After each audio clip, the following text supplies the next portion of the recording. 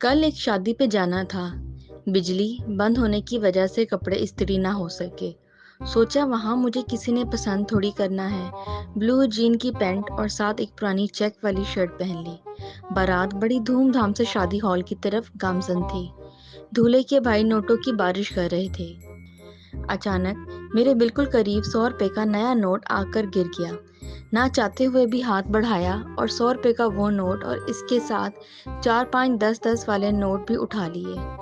मेरे वहमो गुमान में भी नहीं था कि जानू हाथ में फूल लिए शादी हॉल के मेन गेट पर खड़ी बारात का बेखसूस मेरा इंतजार कर रही होगी। नोट उठा के जेब में डाल रहा था कि अचानक किसी ने आवाज दी, बबलू। सोचा इधर कौन सी लड़की है जो मुझे जानती है।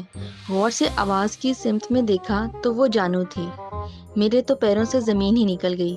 ऐसा लगा जैसे 11,000 वॉट का झटका लग गया हो। माथे पे पसीना आ गया। वही पुरलुत्फ नज़ारे यकदम मौत का मंजर पेश करने लगे। मैं खुद ही खुद में शर्मिंदा हो रहा था। लेकिन जब फिर गौर से देखा तो जानू फूलों से खेलती टहलती हुई मेरी तरफ आ रही थी। दिल में सोचा, मैं परेशान हो रहा हूँ, इस चुड़ैल ने तो देखा ही नहीं। मैंने जल्दी जल्दी रुमाल से पसीना साफ करते हुए मूड को फ्रेश किया।